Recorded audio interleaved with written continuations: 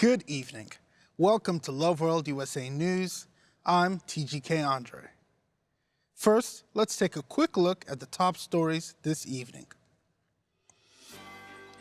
President Trump and President Putin announced immediate peace negotiations for Ukraine.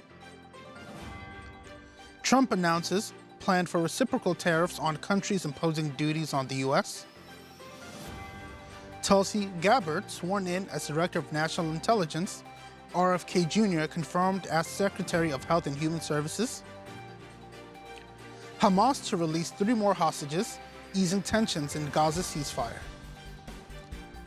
U.S. Navy aircraft carrier collides with commercial vessel near Egypt.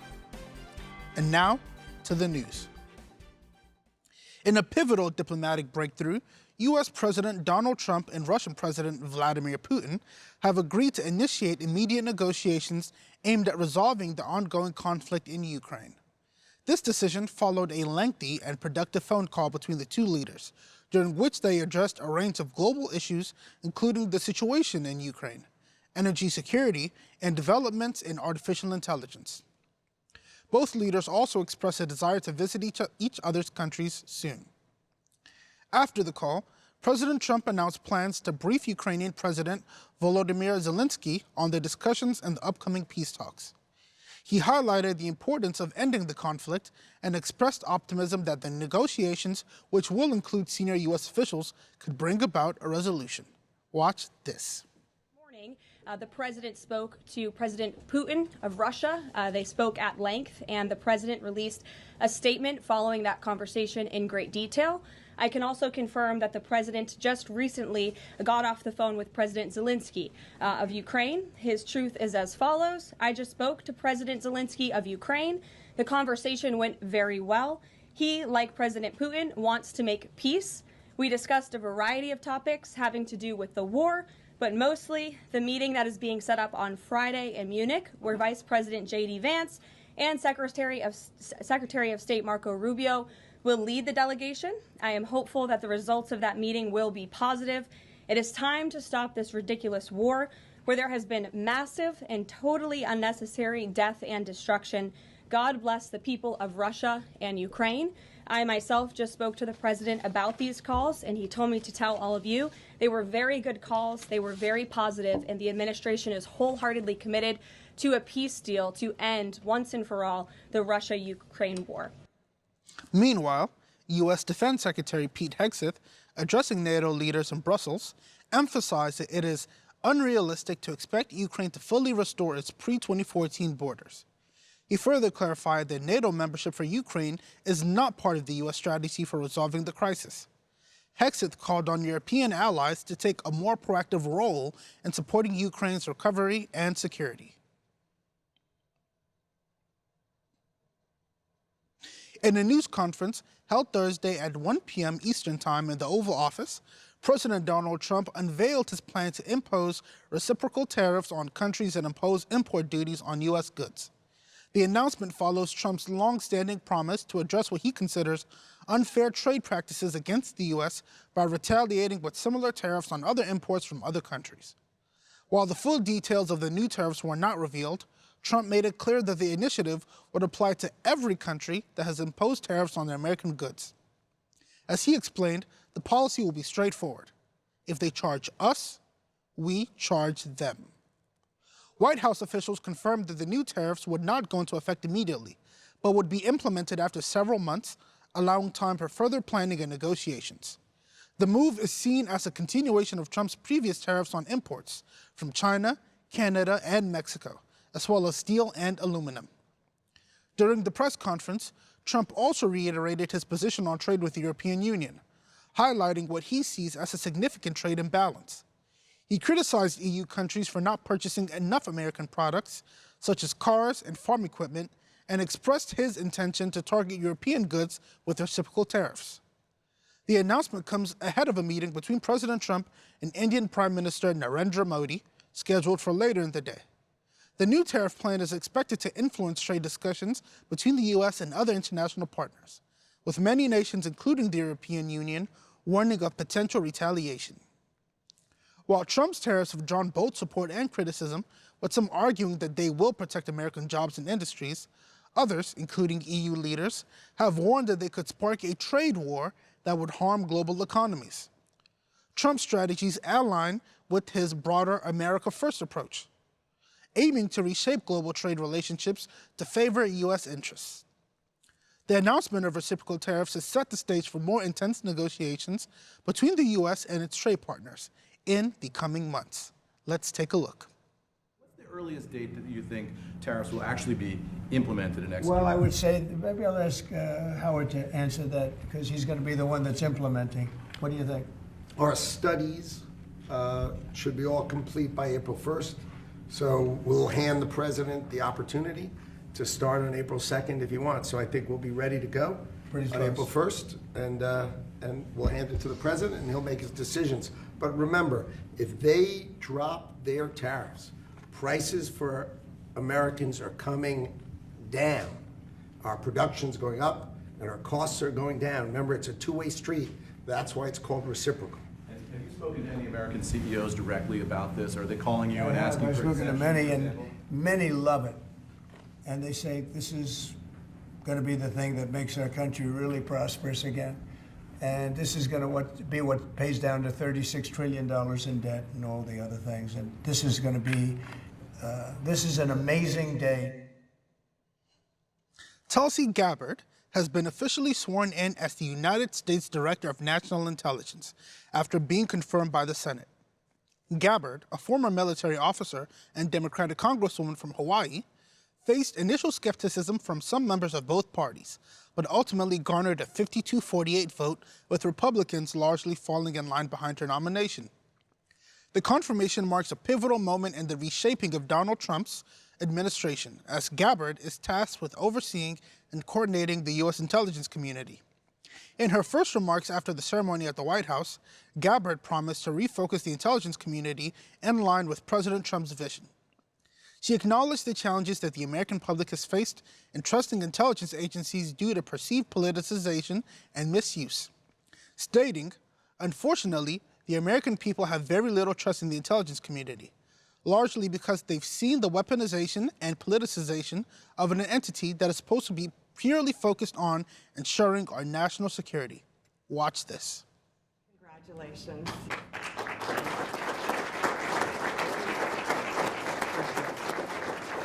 And I'm confident that as Director of the National Intelligence, Tulsi will work tirelessly to keep America safe. And she's been doing that her entire career. I think it's going to be a very natural day for you when you walk in. It's just have to keep the way you are. Just stay the way you are. She'll be clear-eyed and she'll be focused on the threat of radical Islamic terrorism and lots of other threats, too, threats from within. I just want to say thank you from the bottom of my heart for the trust that you have placed in me to fulfill this critical position as Director of National Intelligence at any time, but specifically during this time. Unfortunately, the American people have very little trust in the intelligence community, largely because they've seen the weaponization and politicization of an entity that is supposed to be purely focused on ensuring our national security. So I look forward to being able to help fulfill that mandate that the American people delivered to you very clearly in this election, to refocus our intelligence community by empowering the great patriots who have chosen to serve our country in this way, and focus on ensuring the safety, security, and freedom of the American people. In a separate but significant development, Robert F. Kennedy Jr. has been sworn in as the U.S. Secretary of Health and Human Services, marking an improbable arc for the man who once ran for president as a Democrat. President Donald Trump, who endorsed Kennedy after he dropped out of the presidential race to join the president's team, praised his loyalty and the immense support Kennedy has garnered during his campaign. While welcoming Kennedy to his new role, President Trump commented on the coalition of support that Kennedy brought with him, noting how the merger had been beneficial for both sides. During the ceremony, the president signed an executive order establishing a new commission, Make America Healthy Again, with Kennedy at the helm. This commission, as described by President Trump, is tasked with investigating the root causes of the rising prevalence of chronic childhood illnesses, an issue that has long concerned Kennedy. The president added that Kennedy was committed to eliminating harmful chemicals from the environment and food supply, aiming to restore trust in a public health system that, according to Trump, had failed to maintain the public's confidence. In his remarks, Kennedy outlined his vision for health reform, emphasizing radical transparency in health agencies and vowing to tackle what he described as the corruption within the National Institutes of Health, the Food and Drug Administration, and the Centers for Disease Control and Prevention. Our plans are radical transparency and returning the gold standard science to the NIH, the FDA, and CDC, he said. We will end the corporate capture of those agencies and get rid of the people on those panels who have conflicts of interest.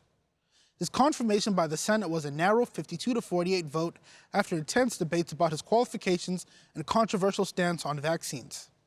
Let's take a look. So help me God. Congratulations, Mr. Secretary.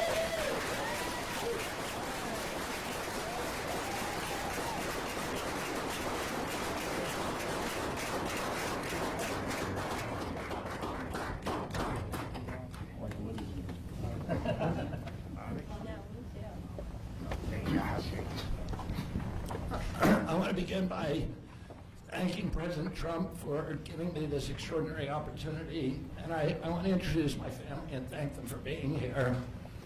My wife Cheryl, my cousin Anthony Shriver, my daughter Kik, my other daughter Kira, Carolina Shriver, Joey Shriver, Jackson Hines, and Amaryllis Kennedy. And I want to thank all of you for your support and throughout this whole 2.5-year journey. My first time in this Oval Office was in 1961, and I came here to meet, or 1962. I came here and I had a meeting with my uncle, who was president then, where we talked about the environment. He was involved deeply, as we all know, in restoring physical fitness in this country. He challenged at one point during his administration, he challenged Americans to do a 50-mile walk, which I ultimately did, but I remember the day that my father completed his. We will be right back after this break. The golden age of America begins right now. America's decline is over. We will be working to meet every crisis with dignity and power and strength. We will move with purpose and speed to bring back hope, prosperity, safety, and peace for citizens of every race, religion, color, and creed. For American citizens, January 20th, 2025 is Liberation Day. In everything we do, my administration will be inspired by a strong pursuit of excellence and unrelenting success. America will reclaim its rightful place as the greatest, most powerful, most respected nation on earth. I am with you. I will fight for you, and I will win for you. We will not be conquered. We will not be intimidated. We will not be broken, and we will not fail. From this day on, the United States of America will be a free, sovereign, and independent nation. We will stand bravely. We will live proudly. We will dream boldly, and nothing will stand in our way because we are Americans. The future is ours, and our golden age has just begun.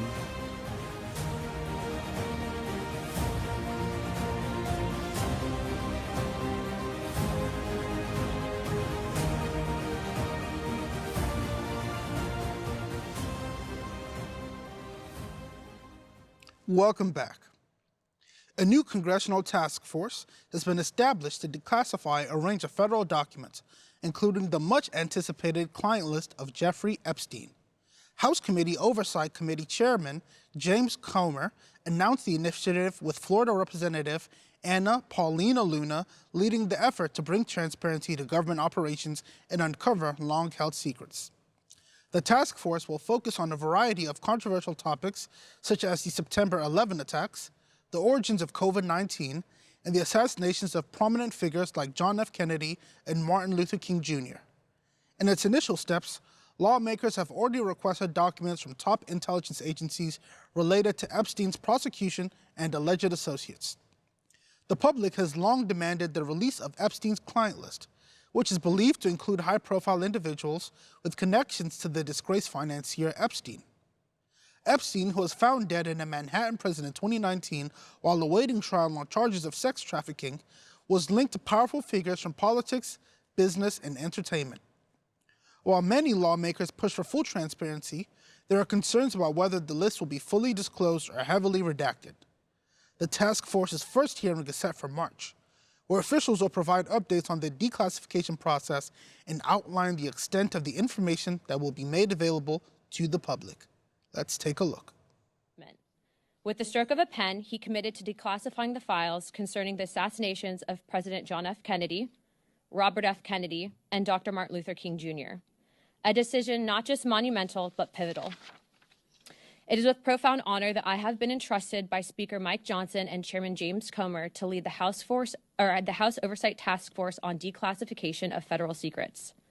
Together with the help of the White House, our intelligence allies, the Department of Defense, the Department of Justice, we will be conducting investigations into the following: the assassinations of JFK, RFK, and Dr. Martin Luther King, unidentified aerial phenomena, also known as UAPs, unidentified submerged objects, also known as USOs, the Epstein client list, the origins of COVID-19, and the 9/11 files. This task force will be a beacon of bipartisanship. On the Republican side, Representatives Burchett, Boebert, Burleson, Crane, Gill, and Mace will be joining me, although I'd like to note that I'm expanding this to the entire governing body and will be allowing certain members to waive on. Our first hearing is set for March. The date will be announced soon, and we've already initiated close to a dozen communications with various agencies, to include Pam Bondi at the Department of Justice and the Secretary of State. This will no longer be a task force that makes bold promises only to fade into irrelevance or send strongly worded letters. This will be a relentless pursuit of truth and transparency, and we will not stop until the American people have the answers they deserve. We will cut through the bureaucracy, challenge the stonewalling, and ensure that the American people finally get the truth that they have been denied for too long. If we are to endure and thrive as a nation, we must restore trust through transparency. The American people must be trusted to think for themselves, to form their own judgments from the truth that they are entitled to know. We've been treated like children for too long and kept in the dark by those we elected to serve us. It is my solemn duty to begin mending this trust, to form a new relationship between the government and the governed. Let us embark on this journey together towards a government that does not serve, but one that enlightens. That does not just serve, but one that enlightens. Trust through transparency that Hamas has confirmed that it will release 3 more Israeli hostages as scheduled on Saturday, easing tensions surrounding a major dispute in the ongoing ceasefire agreement in Gaza. The announcement follows a threat from Hamas to delay the hostages' release, accusing Israel of failing to meet its obligations to provide shelter and humanitarian supplies. With U.S. President Donald Trump backing Israel's stance, the threat of a resumption of military action had loomed if the hostages were not freed. Hamas did not immediately comment on Israel's response, but the release of the hostages should allow the ceasefire to continue, though the future of the truce remains uncertain. Hamas stated that talks in Cairo with Egyptian officials, along with mediation from Qatar, helped resolve the dispute. These talks included discussions about bringing additional medical supplies, fuel, and equipment into Gaza. In the statement, Hamas spokesperson Abdul Latif al-Qanu confirmed that the releases of the hostages would go forward as planned, alleviating some concerns about the fragile ceasefire. However, the political fallout surrounding President Trump's controversial plan to relocate Gaza's population and the stalled negotiations for the next phase of the ceasefire, including the release of more hostages, continue to cast doubt on the long-term prospects for peace. Meanwhile, trucks loaded with temporary housing and other supplies have started moving into Gaza via Egypt, as the humanitarian situation remains dire and the international community continues to pressure both Israel and Hamas for further progress. The war in Gaza, which began in October 2023, has killed tens of thousands and displaced millions. While the ceasefire has allowed some to return to their homes, many areas remain in ruins and the future of the regions hangs in the balance as negotiations continue. The U.S. State Department has updated its 2025 procurement forecast, removing specific references to Tesla in a proposed $400 million contract for armored electric vehicles. Originally, the document had listed armored Tesla vehicles, but it now refers more generally to armored electric vehicles.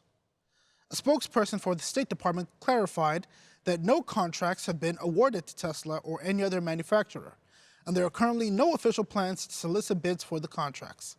In response to the change, Tesla CEO Elon Musk downplayed the situation, saying, "I'm pretty sure Tesla isn't getting $400 million. No one mentioned it to me, at least." The revision has raised concerns about potential conflicts of interest, particularly due to Musk's leadership role in the Trump administration's Department of Government Efficiency, also known as DOGE. Critics have questioned the influence Musk might wield over government contracts, especially considering his company's significant dealings with the U.S. government. The State Department's procurement forecast is subject to updates, which are common at the start of each fiscal year. The current listing expresses an intent to procure armored electric vehicles, but leaves the door open for various manufacturers to compete in the bidding process. Watch this. The administration is expected to purchase $400 million worth of Tesla vehicles. NPR's Bobby Allen reports this comes as Tesla's CEO Elon Musk oversees the White House's effort to cut the federal workforce and federal spending. One item stuck out of a long list of procurement contracts. It's from a State Department document for fiscal year 2025. An expected $400 million purchase of so-called armored Teslas. It didn't specify what model, but Tesla's stainless steel Cybertruck could be an option. After reports circulated of the lucrative federal contract, the State Department document was edited. The word Tesla was removed. It now says the $400 million purchase is for, quote, armored electric vehicles. Musk has been questioned over conflicts of interest in the White House, given he runs 6 companies with large federal contracts. In response to the Tesla purchase, Musk said on X that it is a lie. The news continues after this break. Stay with us. Alpha TV, The Higher Life is here. Watch your favorite movies. Hi, Dimitri. Kiddie shows, live TV channels, and many more. Anywhere, anytime on your device, with a unique emphasis on faith-based and family-oriented programming. Alpha TV is the place which points you to the higher life. Gain access to myriads of language channels available to family, friends, and loved ones in their native tongue. Avete mai sentito dei cristiani che pregano grazie Padre dopo che hanno pregato per aver risposto a queste preghiere mediante Gesù Cristo nostro Signore? Amen. Get this amazing entertainment on the Loveworld App Store, the Google Play Store, and the Apple Store, and begin to live the higher life. Watch Alpha TV in just 4 easy steps. Step 1, select your package. Step 2, create your login details. Step 3, set up your payment. Step 4, start watching. It's simpler than you think with more perks than you can imagine. Explore the latest news on LN24 International, Bible classics, language-specific stations, and so much more. Get Alpha TV. Watch now. The higher life is here.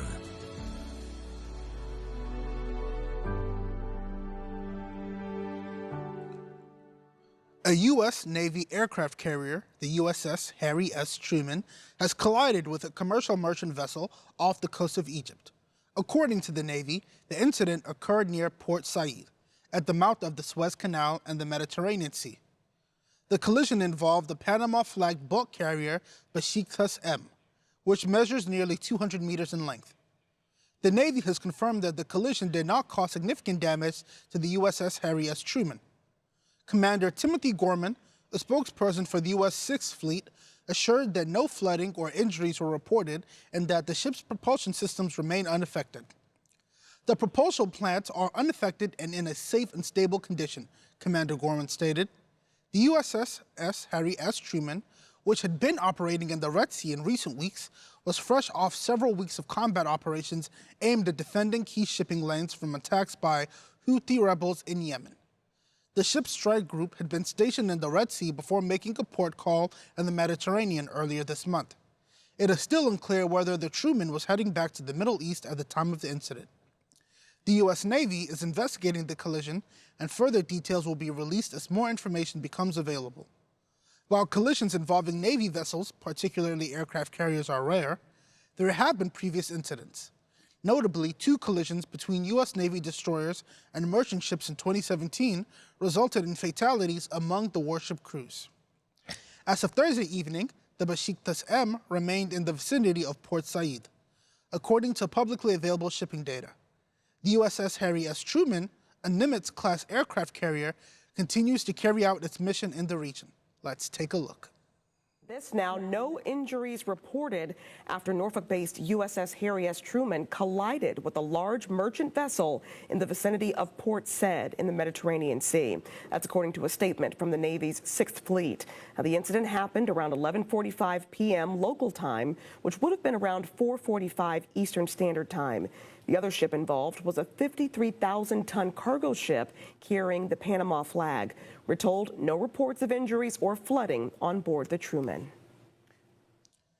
A powerful gas explosion has rocked a shopping mall in Taichung, Taiwan, resulting in the deaths of at least 5 individuals and leaving several others injured, authorities reported. The explosion occurred at approximately 11:33 a.m. local time on the 12th floor of the Shinkong Mitsukoshi department store, which was undergoing renovations at the time.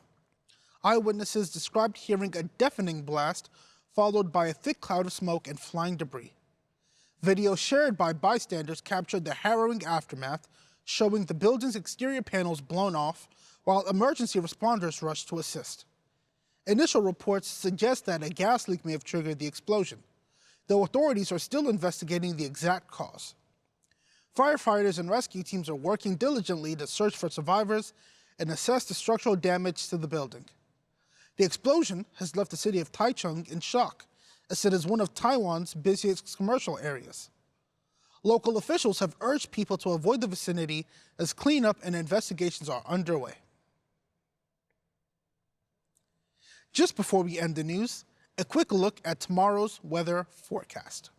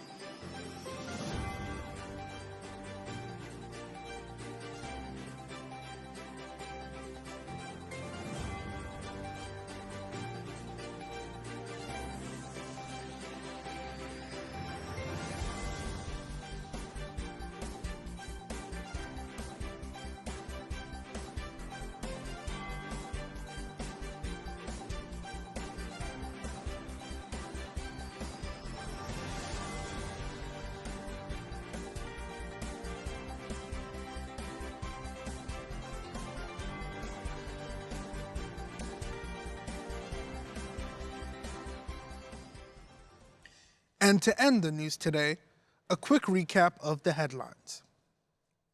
President Trump and President Putin announce immediate peace negotiations for Ukraine. Trump announces plan for reciprocal tariffs on countries imposing duties on the U.S. Tulsi Gabbard sworn in as Director of National Intelligence. RFK Jr. confirmed as Secretary of Health and Human Services. Hamas to release 3 more hostages, easing tensions in Gaza ceasefire. U.S. Navy aircraft carrier collides with commercial vessel near Egypt. And that's the news for today. Join us same time tomorrow for more news. I'm TGK Andre. Good night, and God bless you.